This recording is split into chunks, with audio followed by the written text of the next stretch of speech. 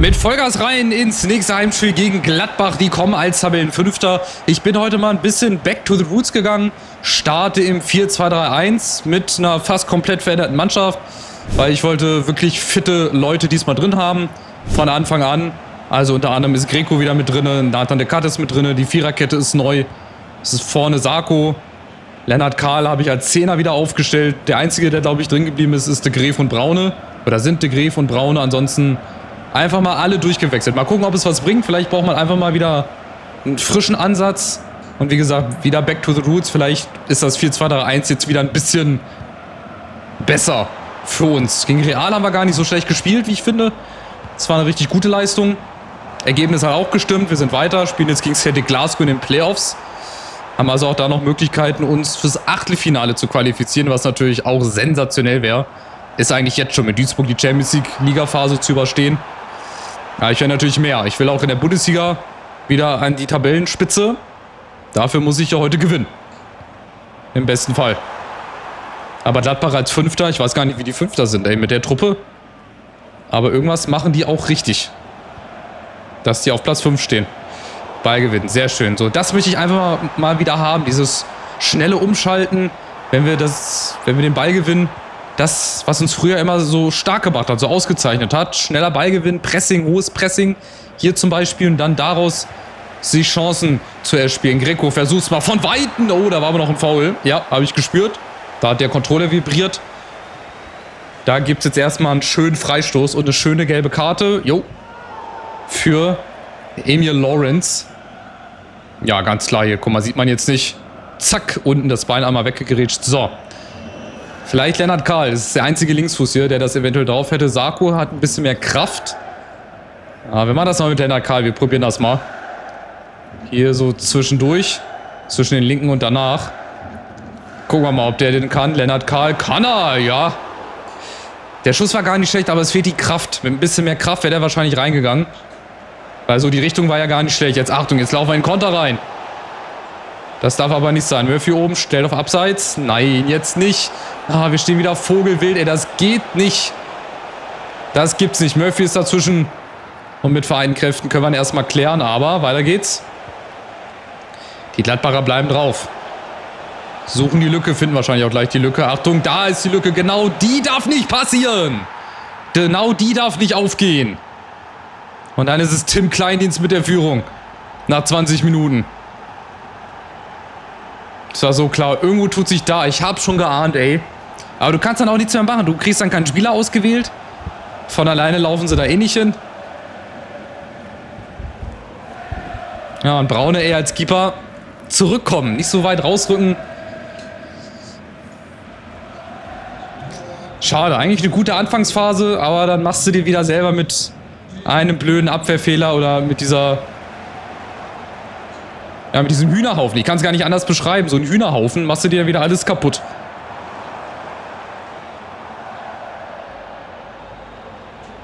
Schade. Wir sind nicht mehr so im Flow wie noch in der Hinrunde. Also da kannst du mir erzählen, was du willst. Wir stehen defensiv einfach nicht mehr so gut. Machen zu viele Fehler. Wir lassen die Leute einfach laufen. Das ist Wahnsinn. Wir kommen nicht mehr in die Zweikämpfe. Hier zum Beispiel. Was ist das für ein Abwehrverhalten? Da kommt er zu spät. Da geht er zu langsam ins Kopfballduell. Ja, und vorne unsere 4 Leute sind so ein bisschen abgemeldet. De Graef ist auch nicht mehr so gut drauf momentan. Bei Kusi Azar muss man auch mal gucken. Der hängt auch momentan durch. Läuft nicht so. Aber gut, wir haben das vor der Saison schon gesagt. Oder ich habe das vor der Saison gesagt, dass wir solche Phasen haben werden. Ja, gute Phasen, schlechte Phasen. Ich glaube, jetzt haben wir gerade so eine schlechte Phase, wo wir halt einfach irgendwie rauskommen müssen. Das geht nur mit guten Ergebnissen, vielleicht nicht so gut spielen, aber wenn wir die Ergebnisse hier liefern, oh, auch der Ball muss ankommen, ey, da wäre Karl durch gewesen. Das wäre früher wie am Fließband wäre das gelaufen, da wären die Bälle angekommen. Ist momentan leider nicht ganz so einfach. Murphy klärt. Der nächste Angriff folgt, Greco. Vorne de Graef, ganz alleine. Vogi läuft durch, sehr schön gemacht. Und Sarko jetzt muss mitlaufen. Da, es geht doch. Jetzt muss er nur noch rein. Sarko!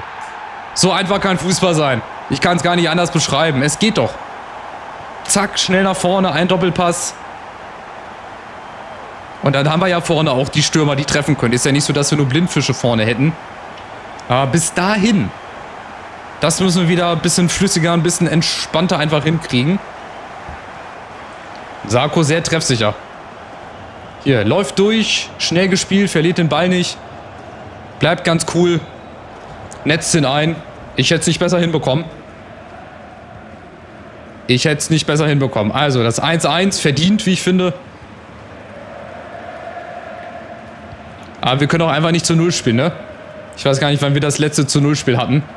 Wird es einfach nicht geben. Ich muss immer nur gucken, dass ich weniger Gegentore kriege als der Gegner.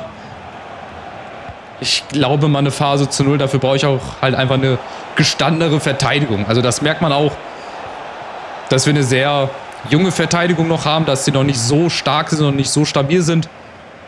Als jetzt zum Beispiel, wenn da ein Verteidiger drin wäre, der eine 85 hätte oder so. Da habe ich auch schon selber oft genug gemerkt. Spielt sich halt einfach noch mal ein bisschen sicherer. Oh, und da diese Ballverluste, auch dieses zu weit nach vorne legen. Muss halt alles nicht sein, aber es passiert halt. Vielleicht könnte ich ja die Abwehrreihe ein bisschen höher stellen. Vielleicht nicht ganz so defensiv stehen, nicht ganz so tief.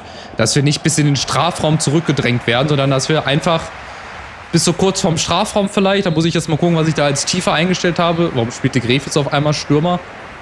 Naja, weiß ich nicht. So. Taktiken. Wie ist denn die Tiefe? Ah, die ist schon hoch. Wir stehen sonst gar nicht so tief. Okay. Vielleicht sollte ich einfach ein bisschen tiefer stehen. Vielleicht muss ich einfach was umstellen. Ausgeglichen, der Spielaufbau. Wie ist das hier bei Profirollen? Flügelmotor, ja. Der soll auch ruhig auf dem Flügel bleiben. Aufbau, Angriff. Oder Innensturm. Flügelsturm.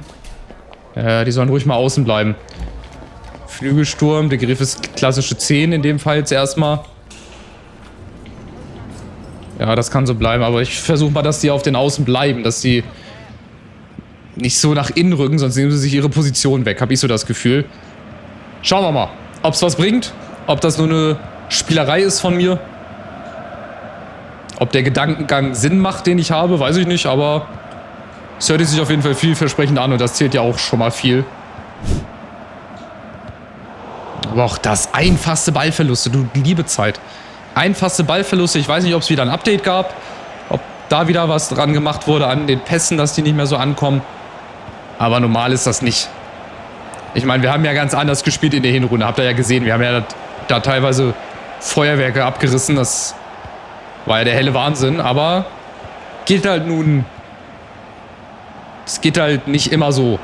Als Aufsteiger vor allem. Wir sind ja noch Aufsteiger hier in unserer zweiten Saison. Und dazu haben wir auch noch zu viele Spieler, die in der Entwicklung sind. Die erst noch ein bisschen stabiler werden müssen.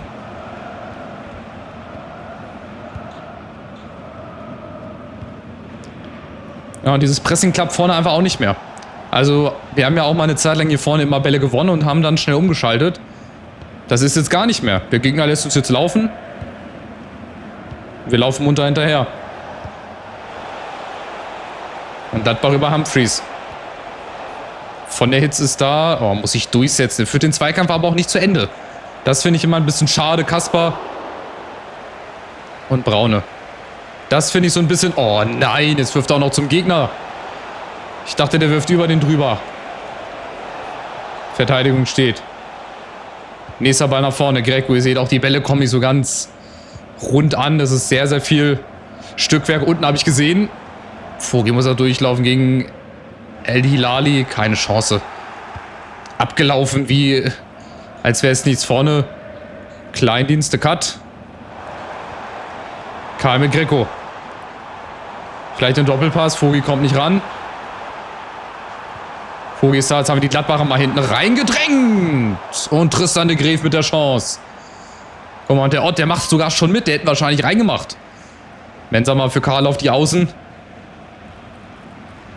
Jetzt haben wir ja erstmal nicht mehr so viele englische Wochen. Klar, die Playoffs irgendwann gegen Celtic, aber bis dahin haben wir ja jetzt auch, glaube ich, mal wieder eine volle Woche frei, wo sich auch die Stammspieler mal erholen können. Dass wir dann wieder mit 100% hier reingehen in die Spiele. Jetzt müssen halt die B-Leute, in Anführungszeichen B-Leute, mal den Kopf hinhalten. Oh, Murphy gegen Honorat, klappt leider nicht. Kasper jetzt hier im 2 gegen 1, auch da du kannst auch nicht in den Zweikampf reingehen, weil es im Strafraum ist. Und wenn ich im Strafraum in Zweikampf gehe, wisst ihr, was passiert. Gibt's immer automatisch Elfmeter für den Gegner. So, Tristan de Graef. Jetzt vorne Sarko, nicht im Abseits. De Graef. Oh, wir machen es zu kompliziert, ey. Ich verliere mich wieder. Ich stehe mir wieder selber im Weg, ey. Aber warum macht der nicht einfach den anderen Laufweg? Lauf doch einfach vorne durch. Dann will der wieder um 3 Ecken rum, will wieder um den Gegner rum. Achtung, Tim Kleindienst gegen Kaspar. Der kommt mit einer Bewegung durch. Wir kommen einfach nicht in den Zweikampf. Das ist schlecht. Das ist dermaßen wild und schlecht, wirklich. Also selbst eine Kreisklassenmannschaft verteidigt besser als wir. Zurzeit. Also, was ist das?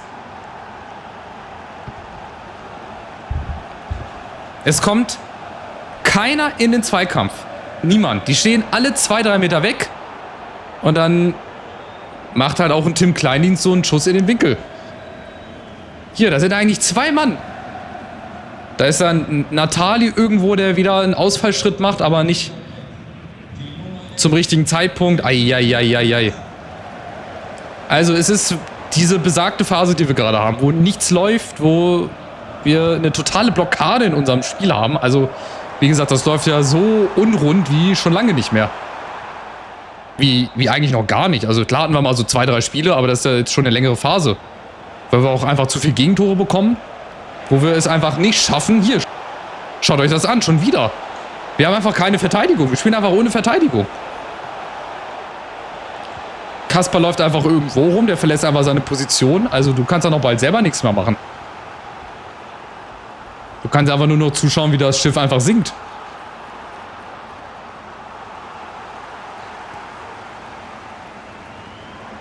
Guck mal, jetzt ist wieder niemand frei. Jetzt muss Grego da alleine durchs Mittelfeld spazieren. Macht er ja bislang ganz gut. Kusiasare vorne. Auch dem würde ich einfach so viel mehr wünschen. Er kann einfach so viel mehr. Der hat schon so viele geile Tore gemacht. Wichtige Tore. Aber auch bei dem ist momentan der Wurm drin.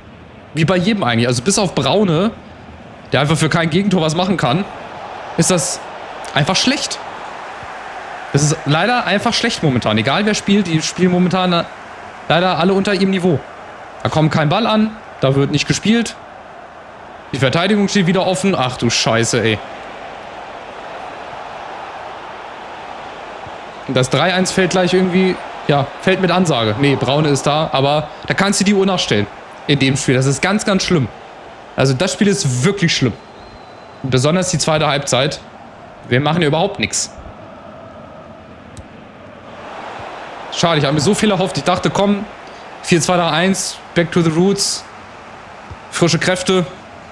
Aber hat offenbar nichts gebracht. Es hat bislang leider nichts Zählbares gebracht. Nach einem Cut verliert den Ball. Und dann reizt mit der nächsten Chance. Wir werden auch dieses Spiel verlieren. Wir werden das nicht mehr schaffen. Also ohne Worte. Ich weiß gar nicht, was ich dazu sagen soll. Wir spielen einfach leider schlecht und momentan ist es halt eine Krise, durch die wir gehen müssen. Und wir müssen darauf hoffen, dass wir da schnellstmöglichst wieder rauskommen, weil ansonsten verabschieden wir uns auch ganz schnell aus dem Meisterschaftsrennen. Und die Niederlage ist verdient. Also ist ja nicht so, dass wir mal ganz knapp irgendwie und das total unverdient verloren haben. Wir haben total verdient verloren. Wir bleiben immer noch Zweiter. Leipzig hat, glaube ich, gerade auch nur unentschieden gespielt, habe ich gesehen, gegen den VfB. Die Bayern gewinnen souverän 4-0. Die kommen also jetzt auch immer näher ran. Ja, es ist Krisenzeit. Es herrscht Krisenstimmung. In der Champions League sind wir zwar weiter, aber die Liga, jetzt haben wir mal, wie gesagt, eine komplette Woche Pause. Da hoffe ich ja dann, dass die Leute wieder fit werden, dass wir dann auch darüber wieder ein bisschen stabiler werden. Dass wir dann einfach wieder in unser Spiel finden. Nein, das wollte ich nicht. Ich wollte auf den Kalender drauf. Warum springt der immer wieder zurück? So, ich wollte hier nämlich vorspulen. So, bis zu dem Spiel. Dann kommt Leipzig und da gegen Leipzig müssen wir eigentlich schon wieder mit einer anderen, ja, mit einer anderen Mannschaft spielen, damit wir fürs Spiel gegen Celtic wieder fit werden. Aber bis dahin, schwer. Ist halt dann auch wieder ein Spitzenspiel. Leipzig wird Erster bleiben bis zu unserem Spiel. Die werden jetzt auch das nächste Spiel gewinnen, gehen wir davon aus. Es sind jetzt ganz, ganz entscheidende Wochen. Nicht nur in der Champions League, sondern auch in der Liga. Jetzt kommt mit Mainz ein Gegner.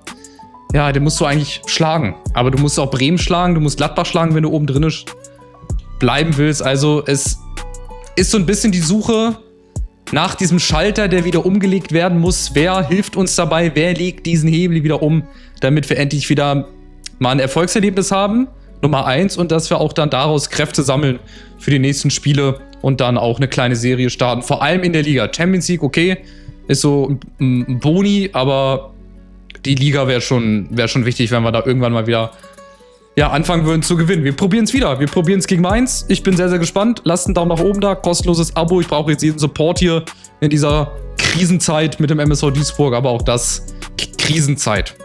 2. Platz, weißt du? Sind in der Champions League noch mit dabei und ich fasel hier irgendwas von Krise. Aber ist ja momentan spielerisch nicht so das Beste mit dabei. Macht's gut. Ich bin raus. Ciao, ciao.